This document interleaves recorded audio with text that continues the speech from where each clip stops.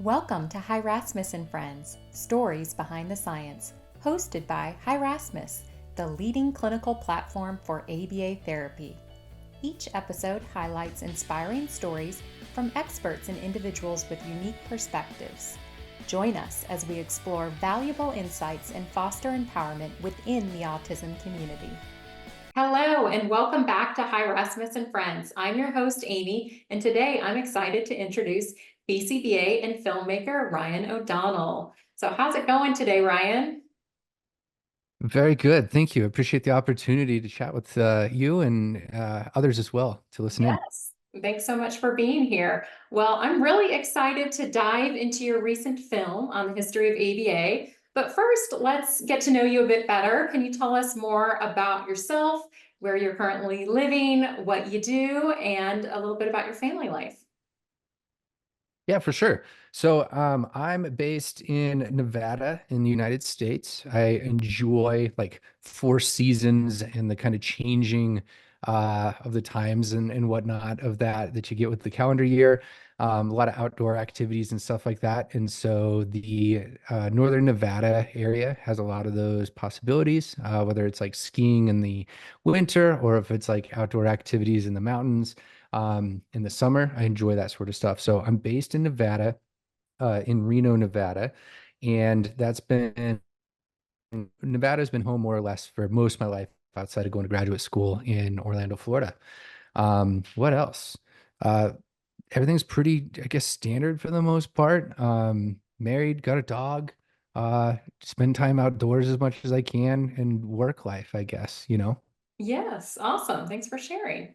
Okay, well, many of our Yeah. viewers I know are familiar with the Daily BA. So can you share more about how that started and then kind of why you eventually stopped creating episodes? Yeah, for sure. So originally I got into the field of behavior analysis and went through a bunch of different roles in the field. Think about it as like kind of the standard registered behavior technician sort of roles where you're supporting different people with, for example, intellectual developmental disabilities, neuro differences, or whatnot. And then I moved into a BCABA role. So I got my assistant level BCBA, and then I eventually got through my master's program and jumped into a master's level role as well. So started doing some like case conceptual, or sorry, case consultation work, overseeing a caseload, kind of standard things that maybe BCBAs do for the most part. Um, Found myself just getting I was more open to more responsibilities, but I was finding roles with more and more responsibilities. You start overseeing services, quality of services, and these sort of things. And after like 8 or 10 years into that trajectory, I wasn't finding like a fit that worked consistently every day. Like, a year or two into a role, I wasn't absolutely loving the job. Or not that I couldn't do it well, but it was like I wasn't motivated as much as I thought I should be. So that was something that I was kind of like paying attention to, and kind of recognizing of going across different roles and jobs. And I found myself really interested in kind of the business side of things, how to conceptualize things from a behavioral standpoint. But I was also interested in a consistent theme that our field seems to have in various degrees, which is like, why don't more people know of the work that we do, essentially, like kind of the PR marketing side of things. Um, and sometimes that's also like interests of what happened to historical things that were going on in behavior analysis that were really effective, but still aren't around. So like, why did they kind of die out or Mhm. not prolong over decades? So that kind of all culminated around there was an evening where I was watching some YouTube, and there was a parody video, and I wasn't sure who they're making the parody of. It was all in like very good, lighthearted sort of comedy. And I ended up chasing that interest one night and stayed up all night just watching a bunch of YouTube videos from a creator that was named Casey Neistat. And he no longer posts things consistently, but there was kind of an era where everybody on YouTube, darn near, was just kind of like replicating various things that he was doing. And it got me interested in kind of creating video content. So I picked up a camera, realized instantly how difficult it was to make anything look good and kind of craft a story. how important audio quality needs to be. Like there's so many little aspects, and digging further into what Casey Neistat was doing, um, and kind of learning about his past made it pretty clear why he was like really successful.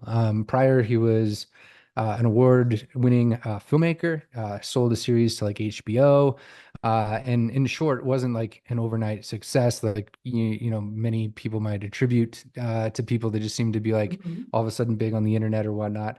But he had like 15, 20 years of filmmaking experience, and that's why his YouTube videos were so good. So that kind of like started it all, and I was dabbling around with things, and I realized I either need to commit and try to spend a lot of time on it, see if I can develop into something larger, or just kind of use it as a hobby. So for a year, I tried uploading as many YouTube videos as I possibly can. I put it under the Daily BA at the time. Mhm. Daily uploads were what most were striving to do, so that's where the name came from. Okay. And so I just uploaded as many YouTube videos as I possibly could. They kind of served a few functions for me to see how the community received it, to kind of better my skill sets, to see if I was still interested in it. And then at the end of the year, I was just going to review and be like, is this still worth? Because it is a tireless, constant process to kind of keep uploading stuff like that. Absolutely. So a year in, I thought it was worthwhile. Slowly, so other people started asking me to kind of make video content for them too. So that developed into just slowly having more and more opportunities. And as those opportunities arose, I just tried to perfect something a little bit better each upload, whatever it may be, on the quality. And that turned into essentially a position to where there's like only so many hours in a day. Yeah. So I started getting more and more options of like, what do I spend my time making? Um, and the reason I basically stopped uploading was just I've been so busy on other projects at the end of the day that there's just not enough time to get to everything. And it was pretty clear that I could like help create things that were going to directly impact and help people. Um, or sorry, let me restate that. I want to make things that directly help and impact people, but the question was like, where's my time spent most efficiently? And it seems to be most of the time, at least I justify it this way, most of the time working with other people in behavior analysis, and helping them capture their things on video, I think will yield more people benefiting at the end of the day than if we were to upload to YouTube. Not that it's not beneficial. People definitely enjoy that, and I think learn from that sort of content and whatnot.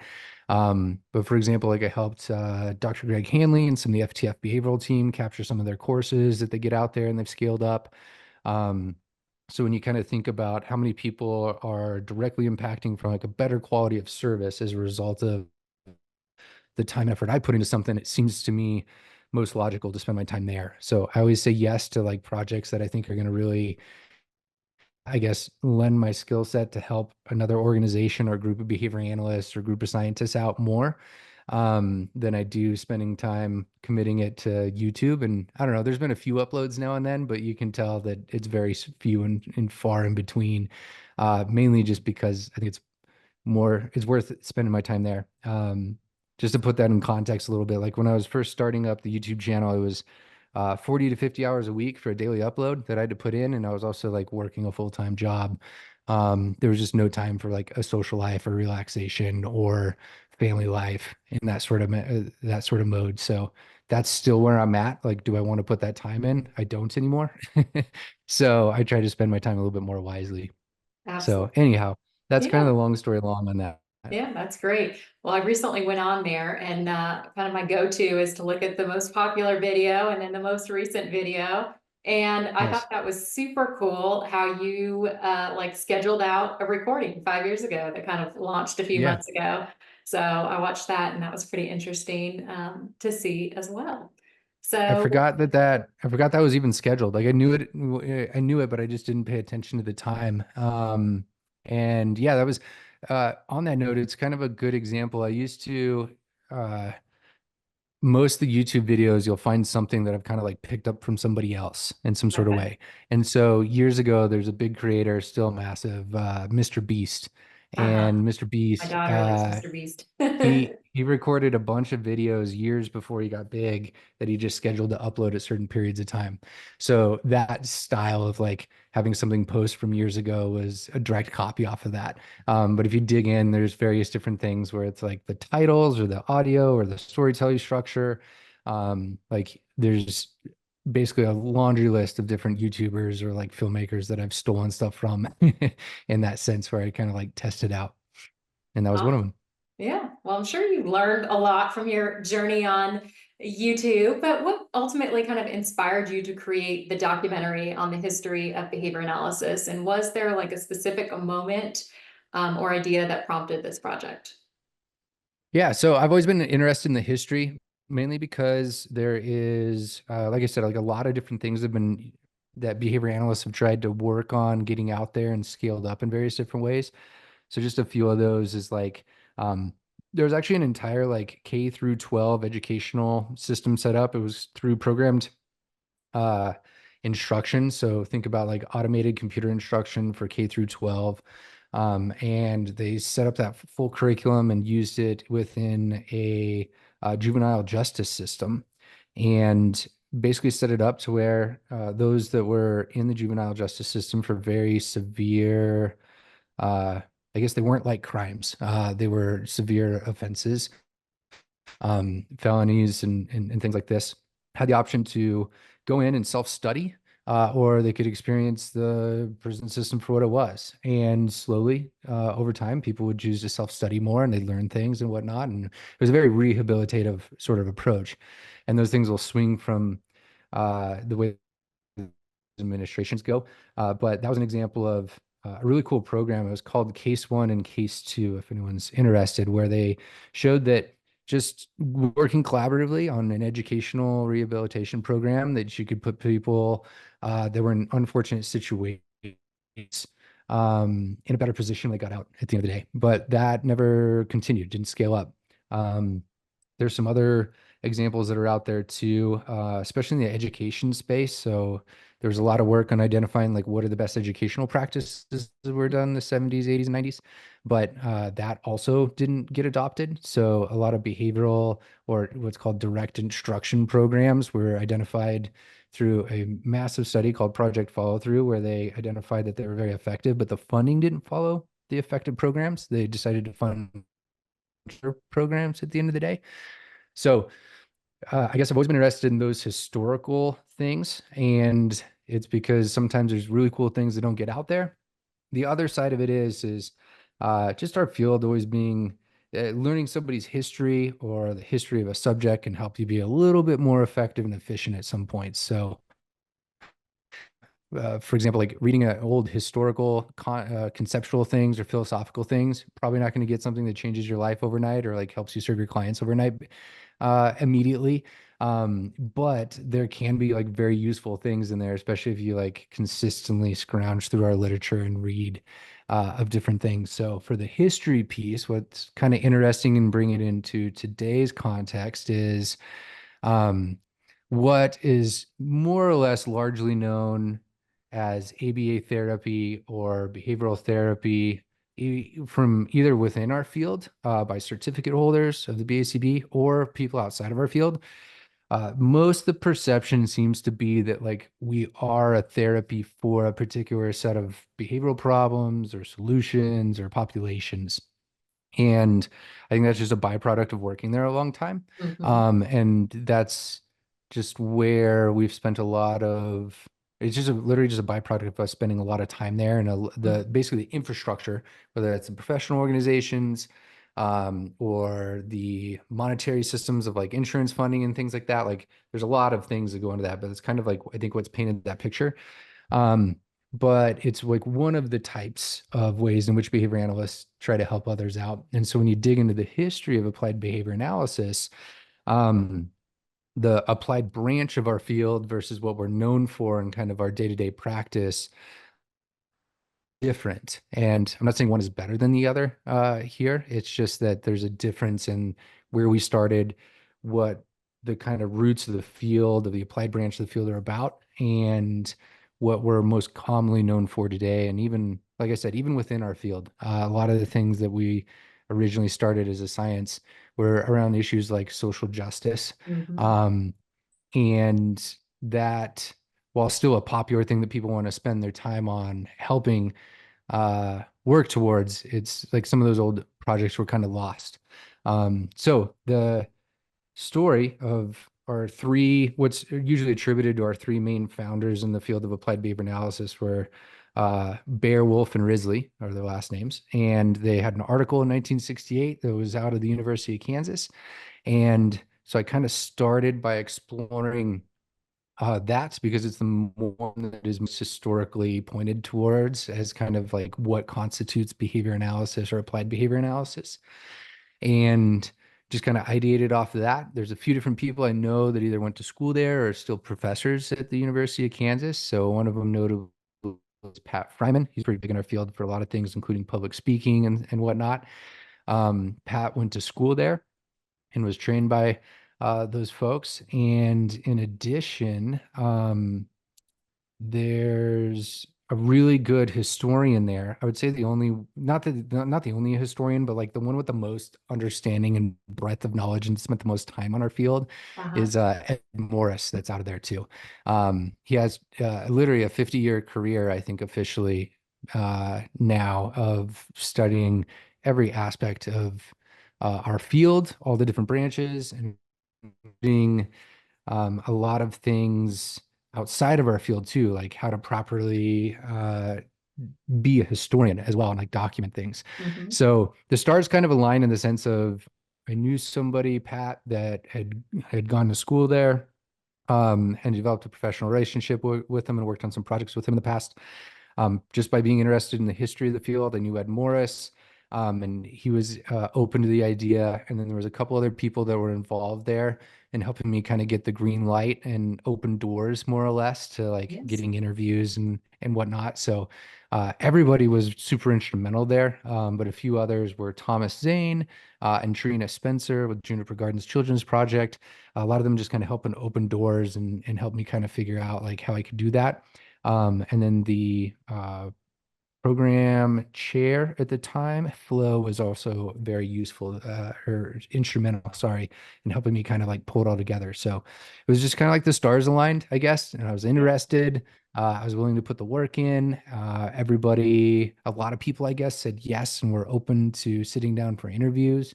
So it just kind of all came together, I guess. Did I miss anything there on your original No, question? that was it. That's awesome. And yes, I did Cool. get to watch it. I thought it was absolutely awesome. I am a behavior analyst myself, so I truly felt like after watching the film, it's just what our field needs today. So the timing of it, I Cool. thought could not be more perfect. I mean, just Thanks. with, there are so many people that are burnt out and just kind of spinning their wheels on what's next. And Yeah. just seeing the history and seeing what it's all about and why it was really started, I think was really One, inspiring and kind of re-energizing, to get people back out cool. there and Thank you. I appreciate the kind words. yeah, One of the awesome. things I forgot to connect there that I meant to is the history of applied behavior analysis. Like that film and the focus is really on what happened in Lawrence, Kansas, which is where Kansas University is at. There's some things that come out of Kansas City because they're affiliated with Lawrence, or sorry, the University of Kansas there. But the story is largely that, and that's because historically that's where the applied branch started. But an interesting thing from that too is there's very little to no mention or discussion around the what ABA therapy is largely known for nowadays of like working with people with neuro differences Mhm, because that work didn't come from there. It was kind of started in that sense, but really like the story of Lovas and others mhm. came literally 2 decades later in an entirely different physical location. So, um, like what most people do day to day or who they work with and help serve is not what you're going to find in there, which I think is a pretty interesting thing. And then I did, for the most part, try to, I guess, for people that aren't interested in history, I think history can be a little dry, but tried my best to like make it not dry in that sense. And I think a few of the people involved really helped with that too. Uh, Purposely open it up with Trina Spencer talking about um, history can be a dry subject. This history, like that history is exciting, is what she says. Uh-huh. And I don't know, I'm biased on that front, but tried to thread that needle that if you're like, oh, a history of a field, that it's still, uh, interesting for you because it's maybe not what you're expecting along the way, you know? Yes, it's interesting you bring her up. She was one of my favorites that I'm listening to. Cool. And then of course after I watched it, I'm like looking up, more literature and things on some of the Yeah, speakers. So, very cool. Well, cool. what was like the most surprising or shocking thing that you learned during the making of this documentary? I'm sure you did a lot of research beforehand, but was there anything that you were like, huh? Yeah. The I guess the historical aspects, most of it were pretty like things I already ran into, so they weren't necessarily like um shocking or surprising for me. But one thread of that was the Juniper Gardens Children's Project, which is highlighted pretty extensively in there. It's probably about a third of the documentary is spent on that. Um, is structured very differently than what I think most people in our field are used to. So they're a community-based program, meaning that I guess the easiest way to describe it when I visited there is like imagine that you have hundreds of behavior analysts and other people that have, speech language pathology backgrounds, occupational therapy, whatever it is, like a lot of different interdisciplinary sort of folks are there. But imagine that you have a building with everybody that's employed for gardens that like has a desk and the ability to kind of go in and work from their desk if they want to. But it almost resembles like a call center kind of vibe. And when you walk in there, you're like, what is this? It's very different. It's just because it's a home base where Okay. they're can go if they want to, but their role is actually working out in the community. So there's Mhm. very few people that are in there unless they need to be for a meeting or convenience or something like that, or working on a research program or something like that that requires some desk time.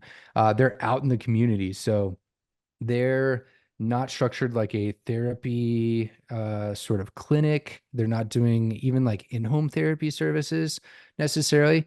What they're doing is they're working in collaboration with community partners. Um, and imagine that being like, I don't know, a pastor in the community or somebody that's overseeing an early child education program, like a preschool or something like that.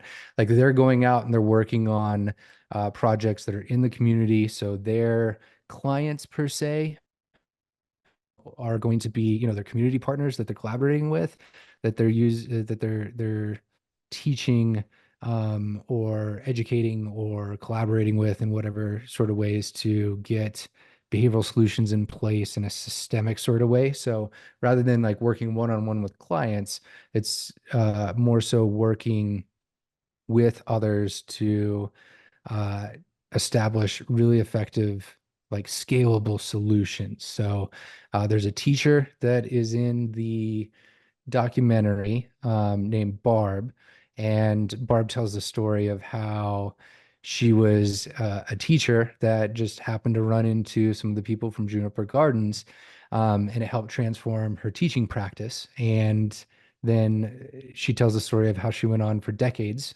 to go on and get a master, or sorry, a PhD, and also try to help other people as well in that sort of capacity. So it's a lot of I guess like training type programs, it seems. I'm not trying to put them in a certain box and trying to be careful with my words here because they Uh, do so much that you could probably find some implementation of something going on that you're interested in there. There's over 3,000 publications that have come out of their work, which is just like unfathomable. Um, and so I guess I know of this sort of work and I've done some things that are kind of community based at the end of the day, but I was really surprised at just how expansive and how successful they've been at doing those sort of things. And I feel like they deserve some more like awareness and recognition within our field. Not that they don't, but like the more time you spend looking into what they've done, it's really phenomenal. Like how much little practices and procedures have come out of there that we use in our field. But they're just doing really amazing work, I guess. And it's like a different model than what most people in our day-to-day as a behavior analyst will experience.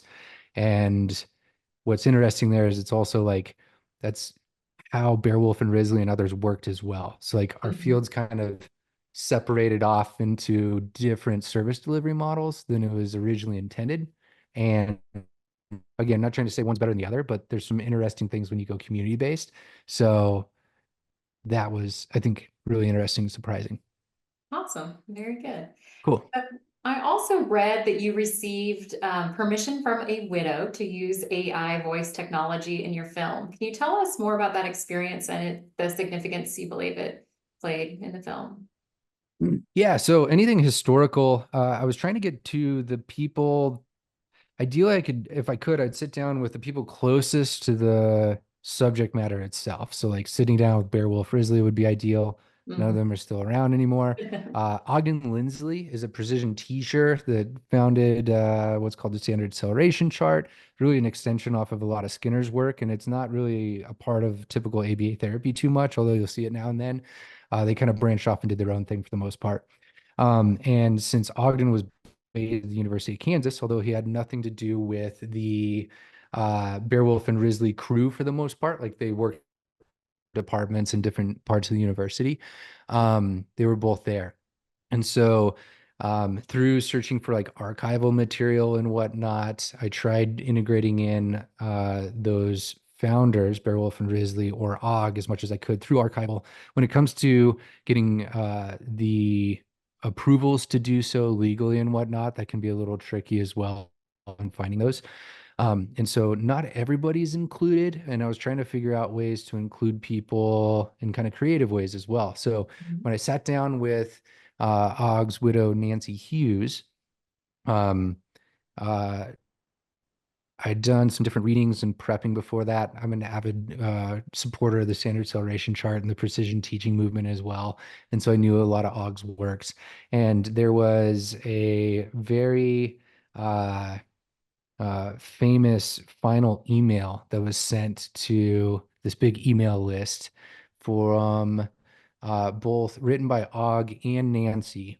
That was essentially his farewell letter to the community. It was his last email to the public community, and it's publicly available. You can find it online. Um, and that's always been something kind of resonated with me, especially a few different areas and lines in there. Having never met Og, it was very much like a look what we've built, look what we've accomplished, a recognition of like time's finite and limited. And so while his time was up, it was also like a call to arms to like keep going and keep innovating and solving problems and helping others. And so after conducting the interview with Nancy, I was like, hey, I've always wanted to try to integrate in, voices. And at the time, I didn't have anything that was approved of Mhm. OGS to use. Most of OGS materials and like recordings and whatnot were sent to an archive, and they're publicly accessible, but I wasn't able to go there and kind of check them out. So I was just trying to brainstorm ways I could integrate it. And there was, yeah, some AI tools that I pay attention to, like how AI is going to affect my workflow, I guess, and how can I Yeah. leverage it and things like that. And so I was like, hey, I've got this idea. Would you even be open to it? And described how I wanted to kind of like take some of the letter and then if I could find a sample of his voice, be able to integrate it. But I was trying to make it really clear, like this is just a way and have people hear from the people themselves. I guess hear in air quotes in this sense, right? Like it's his words, but it's not his voice. It's an AI voice that's trained off of his voice, you know? And she was very, very nice and very open to it. So essentially, I opened it. It felt best to open it that way. I don't want to spoil necessarily what's in there because I think it's Yeah. pretty, yeah, I think it's a pretty, I don't know if you, especially if you know of that piece of Og's final letter, like some of my close precision teaching friends like talk about getting goosebumps when they hear his voice and because they know like the source of where it's from. And he never read it out loud to my knowledge. He only wrote it was only written by them and sent out.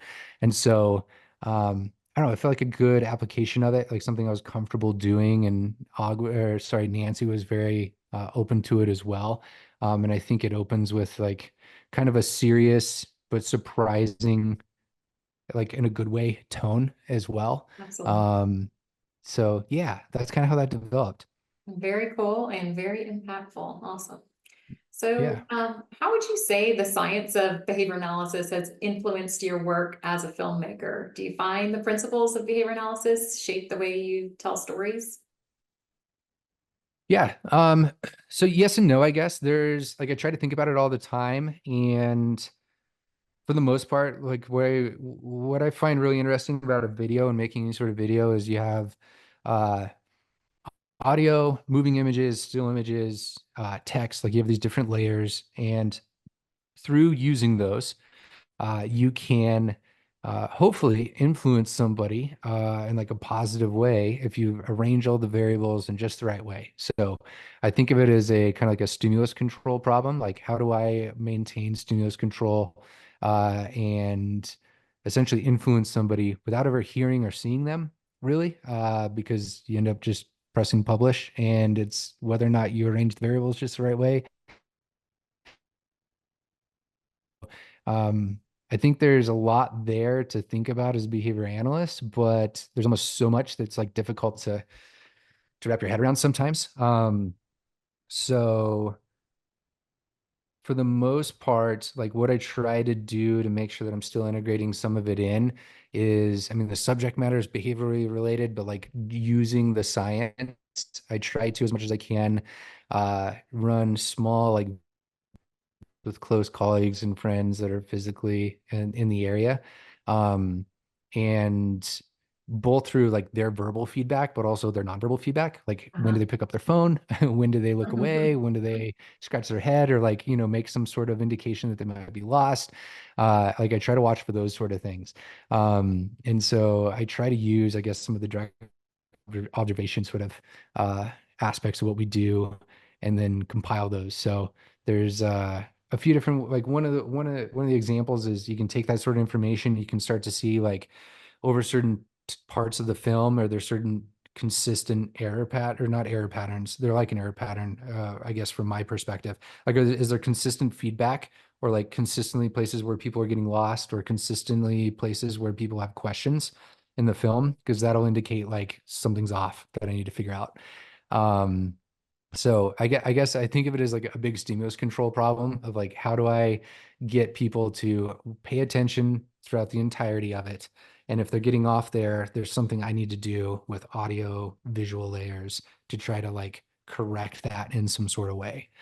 Um, but yeah, it's just kind of a daily thought process from that perspective. Yeah. It makes me think of kind of a component analysis, like taking away one layer at a time when you're looking at the audio and different aspects. So very cool. Yeah, yeah, Um, exactly. well, I want to talk more about the field, but I did have one random question when I was watching. Hmm. I was just thinking with you located in Reno, how many times did you, or do you know, did you go to Kansas during Yeah. the recording? So, so I went out there once. The biggest thing Oh, with these wow. sort of projects are getting places and moving equipment and people is like one of the biggest costs, like producing them. So if Okay. I can, I try to prep as much as I can, truncate the time to like just what I need to be there in order to kind of pull it off. So it's usually really long days for me, not nearly as long a days for other people, especially in a project like this where I have a lot of different contributors. They're contributing at like, sitting down for an hour and a half or 2 hours with me. Surely they prep beforehand and there was other time there. I want to acknowledge that. But yeah, I try to truncate them as much as I can. So we were on site for a week, but there was probably like 3 weeks of full time, me and another person who helped me named Abby, where we combed through as much literature as we could, read everything that everybody sent that said we should just check something out. Um, there was like a really intense 3 weeks before then that allowed that to only be a week.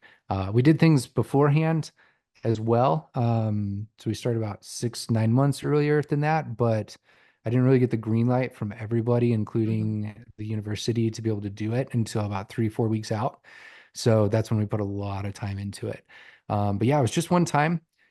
Uh, Could I have gone back potentially? Like there's yes, always a chance of that, but for this one, I funded everything myself too.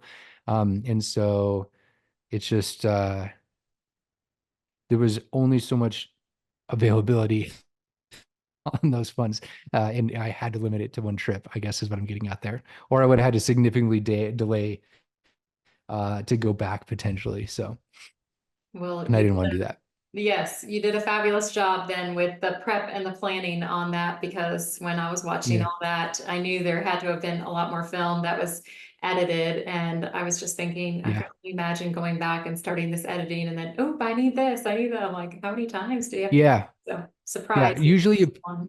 yeah, usually you pencil time in for going back to a potential place and picking, they'll call them pickup shots, Mhm. oftentimes. And I had a long list I could have went and picked up. But yeah, I don't know. That's where I was at. Um, and there's some fun. It can get in the way, so I'm a little hesitant. Like I try to watch that, but there's a little bit of fun in like when you have certain defined limits of what you have. So like I only had so much film and I only got what I got when I was there on the first trip. That does force you to make decisions and it kind of helps sometimes. Mhm. Whereas if you can constantly go back, there's never really an insight sometimes. So I guess a lot of times filmmakers, myself included, like enjoy those limitations because they help you figure out like where all the pieces of the puzzle are and just commit to using those, you know? Mhm. Awesome. Well, the film Cool. definitely captures the history in a wonderful way. So, Mhm. kind of looking forward, how do you see the field of behavior analysis evolving in the coming years, both in practice and in public perception? Yeah, so I always preface a little bit like I don't practice in the day to day that others do anymore. And so a lot of my day is literally just sitting at a computer and like moving around video audio pieces, usually related to the field, but I don't have that data source or that influence of like working with people directly day to day. So always take a little bit of what I have to say with like a grain of salt.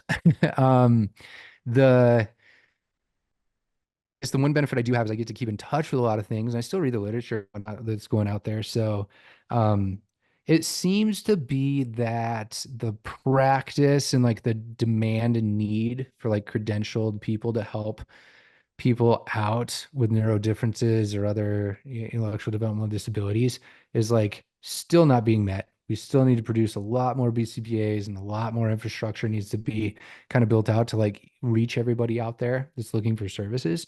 Um, and so I guess that arm of what our field is most known for seems to just there's still I always joke, I guess this is the easiest way to say it. Like when a behavioral organization reaches out to me for film or like, hey, we need help reaching our clients. Like there's wait lists for sometimes years. It's we don't have what most industries have troubles with is like attracting and retaining their clients, and almost no behavioral programs outside of the first few months of them getting their name known in the community like struggles with those sort of things. Mhm. And so I think there's still like a massive demand for that, and that's going to keep being built out.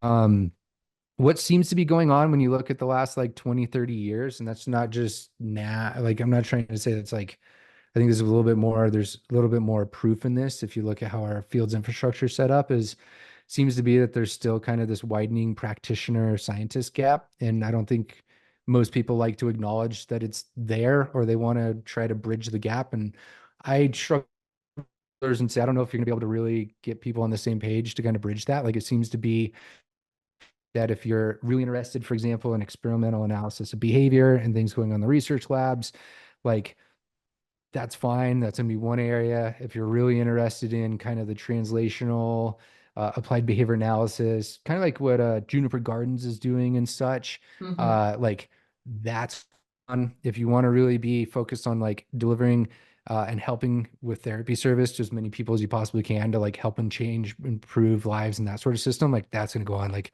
I don't, I don't see I guess I think that's just gonna it seems to be there and I think it's gonna continue to be there. So I think one thing you can do off of that though is if you find yourself really interested in an area, like chasing that area and trying to get more expertise and training in that area seems to be really beneficial because I don't know, like thinking ahead of how I got a bunch of different family and friends in the medical world.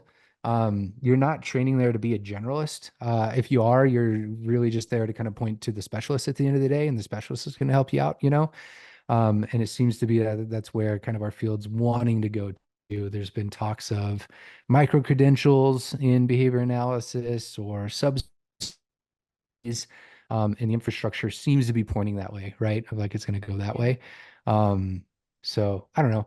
I guess my point there is it's if you're kind of interested in something in particular, it seems to be going that it's going to be more and more set up to like get those sort of subspecialties, although it's not set up that way now. Like it seems to Uh-huh. be going that way. Um, and what else? I don't know if it's just like the nature of the work that I do, but it seems to be that there's like constantly some sort of infighting going on, Mhm. and I think that happens in every field, uh, to some degree. But for the most part, I was responding to some emails over this, and it had nothing to do with like what we're talking about today, but it was just kind of like I just want to be like, there's no point in spending the effort with the infighting at all. Just like Uh-huh. like do your thing, help people, like follow like the ethical moral kind of compass and like just stop worrying about what anybody else is doing and whether or not it's conforming with your view or you're not or your view or somebody else's view of like how things should be implemented at the end of the day. Um, so I think that's still prevalent, unfortunately, and it's just like not worth spending the time. I've spent too much time even bringing it up in the first place, but I brought it up so that it's like hopefully people can recognize that if it's happening, it's just like it's not worth our time, like take a breath and move on, Absolutely. So So what's next for you in your career? Any upcoming projects or goals, things that you're excited about? Or are you going to take a break after this big project? yeah. So I definitely took a bit of a break planned after releasing this. It's been out, I guess, around the time we're recording for a couple of weeks. So I had a little bit of a nice break kind of built into that. I've got some more time planned in for breaks soon too. Usually getting these things to the finish line. Uh, yeah, it worked like it was something crazy, like 54 out of like 60 days in a row to like get this thing Wow. finished and across the finish line. So and that's usually how it goes. So I've got some extra leisure time kind of planned over the next month, and I've been kind of leaning into that, kind of recuperating a little bit. But I also have another project that's gonna be structured similarly in how I release the history of applied behavior analysis, which is I'm doing another free film that'll be available. It's doesn't have an official name yet, but it's tentatively called the Morningside Model. And Morningside Academy is based in Seattle, Washington. Kent Johnson and a bunch of others helped found it and think about a behavioral approach to education. And they usually help people that are kind of like they call them the forgotten 40%. So it's kind of your C and D students that like get by, but they're just that, like they're just getting by and just finishing the class or their subject or just finishing high school. They're not really succeeding because there's not quite the right infrastructure and training around uh, or teaching going on around them. And they've largely figured that out. It's phenomenal what they do, and more people need to know about it. So I also embarked on recording that around the same time as I started the history one. But I've got to finish all of the editing on that. So I've been kind of combing through that slowly, and I will get that out probably at the new year. Oh, that's exciting. Most realistically, yeah. Yeah. So all the filming's done and whatnot, outside of maybe some pickup shots, if I need to there.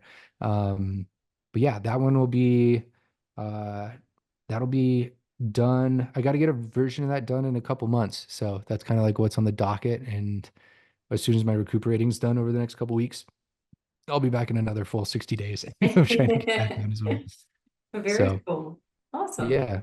Well, where can our viewers watch your documentary? And are there any other online platforms that they should know about? Yeah. So I host everything on a platform called the Behavior Academy. So you can go to thebehavioracademy.com. And it is just set up and structured with a bunch of self-paced online videos. There's a couple things that are for free there. The History of Applied Behavior Analysis Part 1 is there. And then also there's piece that's focusing on parents as well, of children with autism spectrum disorders that's free there.